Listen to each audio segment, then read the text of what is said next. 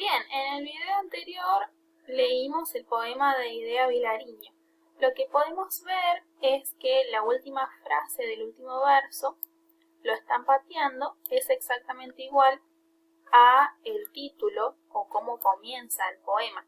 Esto hace que se presente a la idea y al poema de forma concreta, de forma circular.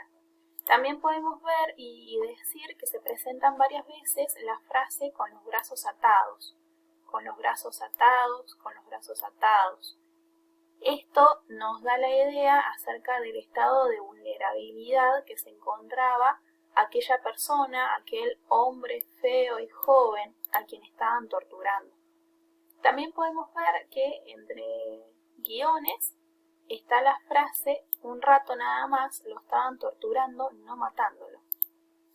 Esto viene a ser como una suerte de suspensión de la narración, como si ahora se agregara una voz, que no podemos decir si es del yo lírico o bien de los torturadores o bien de quienes asistían a la tortura, quienes presentan su visión sobre los hechos que están siendo narrados. Un rato nada más lo estaban torturando, no matándolo. O podemos decir, nada más lo estaban torturando, solo eso. Para seguir analizando este apartado, elegí otro poema de otra autora uruguaya, en este caso Cristina Peri Rossi. De la autora podemos decir que, a diferencia de su compatriota Idea Vilariño, ella tiene una vida política muy activa.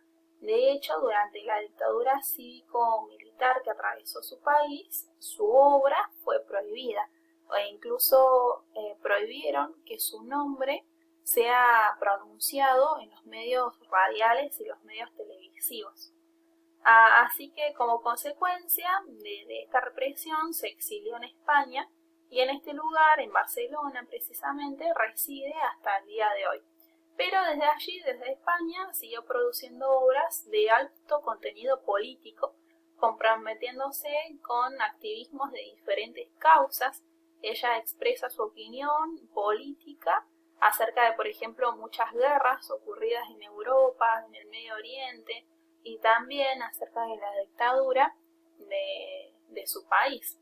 Este poema que vamos a leer a continuación, Montevideo 70, al igual que el poema que leímos recién, Lo están pateando, de Idea Vilariño, también tiene un estilo de narración de relato vivencial.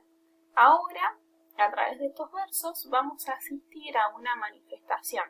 Vamos a acompañar al yo lírico a una manifestación y vemos qué ocurre ahí. Dice así: durante la manifestación te perdí, y ese fue un error de media hora que no voy a olvidar jamás. Mientras corríamos despavoridos huyendo de las balas, pensé en tu cara, pensé en tu madre, los hijos que fabricaste en menudos actos de deseo. Pensé en las cerámicas de tus horas de recreo, y también pensé que no tenía derecho a quejarme si una bala te encontraba, como te había encontrado yo, al azar, por la vida, porque sí. A quejarme si la bala te buscaba en el fondo del silencio que llevas contigo desde el nacimiento, y si enamorada de ti la bala te abría un surco tan hondo como los primeros libros que leíste, o los paisajes de tu infancia, como el olor que siempre llevas en la piel de unos pinos resinosos, estrechos y fragantes, una noche de otoño, y no tendría derecho porque antes de nosotros, desde el fondo de la historia, pero durante un instante, toda la furia, todo el deseo, todo el horror y la rabia y el dolor y la venganza me enloquecieron por la avenida, corrieron por la calle a ras del suelo, más ligeros que los caballos enemigos caudalosos, como el agua de las bombas ahuyentándonos, la noche que te perdí, la media hora asombrosa, aterrada, despavorida, para encontrarte después en aquel bar del cual otra noche semejante habíamos oído la palabra del Che, en aquel bar, te digo, donde una huella de bala dejó su redondel en el espejo. Podemos decir que el tema de este poema es la detención del tiempo en una manifestación. En los primeros versos ya nos da el escenario de esta narración. Ubicados en una manifestación, perdió a alguien a quien dirige sus palabras. Pero en medio del disturbio, en medio del caos, de la confusión, el yo lírico comienza sus reflexiones. ¿Por qué? Porque en los primeros versos podemos leer lo siguiente: mientras corríamos despavoridos huyendo de las balas, pensé. Ese primer pensé comienza un hilo de diferentes reflexiones en torno a esa compañía extraviada.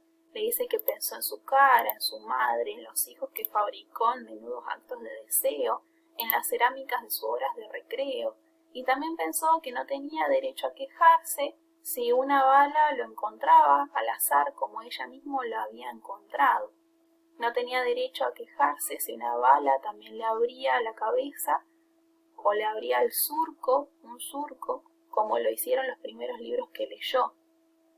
Entonces, encontrándose en esas reflexiones en medio del disturbio de la manifestación, esas reflexiones también son interrumpidas.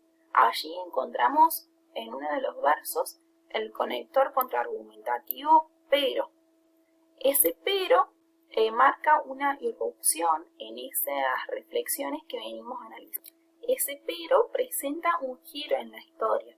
Las reflexiones que generaron el extravío de su compañía son de pronto interrumpidas, detenidas, y se vuelve a la historia y al final nos cuenta que se encuentran en el bar, en aquel bar donde por primera vez habían oído la palabra del Che, y en ese mismo bar donde una huella de bala había dejado su redondel en el espejo. Bien, pasemos ahora al tercer apartado de poesía armada, y allí nos vamos a encontrar con el poema Ninguna palabra te hace justicia. Este poema pertenece al cubano Fernández Retamar. Roberto Fernández Retamar, el autor de Ninguna palabra te hace justicia, también fue un reconocido autor y escritor de diversas obras y fue muy influyente en la literatura de su país y de Latinoamérica. Llegó a ser profesor en la Universidad de Yale, pero también me interesa destacar, así como de Retamar, de todos los autores, que todos son reconocidos, todos son aceptados dentro del campo literario, todos son voz y palabra autorizada. Me interesa rescatar aquellos aspectos biográficos que inciden en su obra, que podemos leer en su obra. En este caso, Roberto Fernández Retamar admitió sobre su propia obra la voluntad de acercarse a la conversación en su propio idioma. Y él también en una entrevista admitió que ese tono conversacional que buscaba en sus versos, ese tono de conversación en su propia lengua que buscaba en la poesía, la logró gracias a la Revolución Cubana, a la que hace alusión el siguiente poema.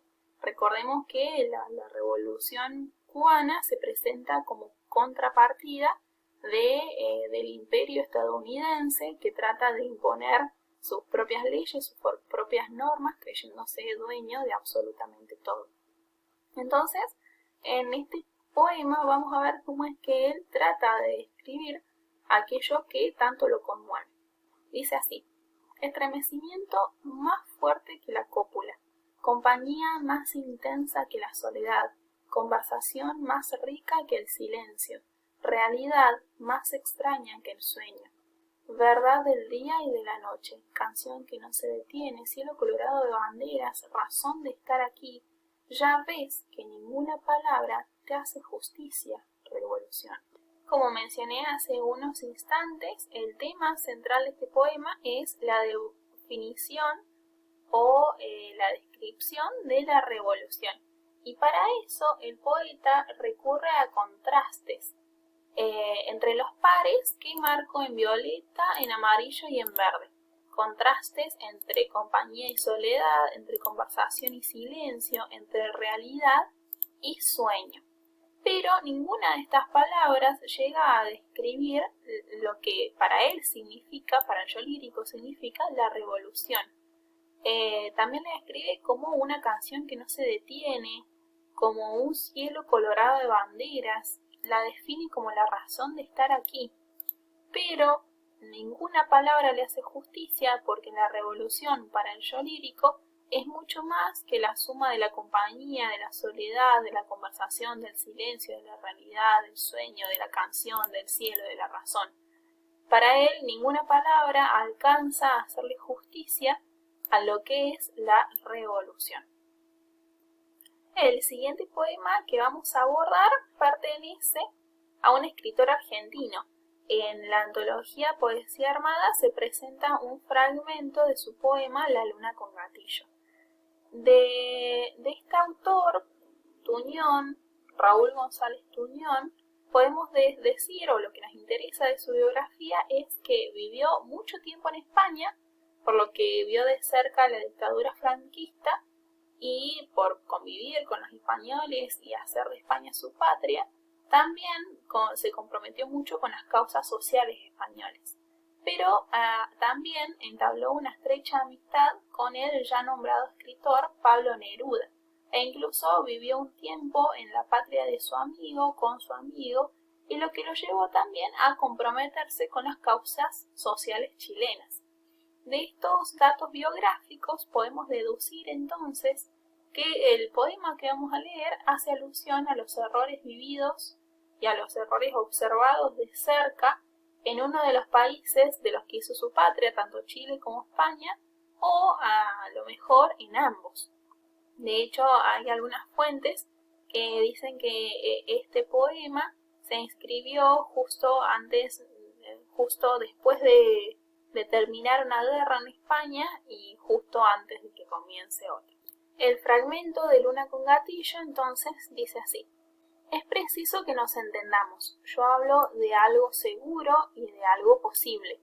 Seguro es que todos coman y vivan dignamente, y es posible saber algún día muchas cosas que hoy ignoramos.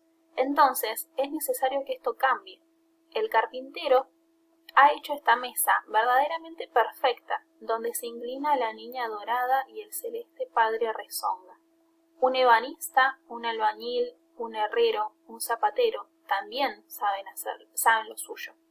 El minero baja a la mina, al fondo de la estrella y muerta. El campesino siembra y ciega la estrella ya resucitada. Todo sería maravilloso si cada cual viviera dignamente. Un poema no es una mesa, ni un pan, ni un muro, ni una silla, ni una bota. Un poema es un poema y ya está todo dicho. Con un pan, con una mesa, con un muro, con una silla, no se puede cambiar el mundo. Con una carabina, con un libro, eso es posible. ¿Comprendéis por qué el poeta y el soldado pueden ser la misma cosa? Subiré al cielo, le pondré gatillo a la luna, y desde arriba fusilaré al mundo suavemente, para que esto cambie de una vez. El tiempo de grabación nuevamente me apremia, así que en un próximo video comentaremos este poema.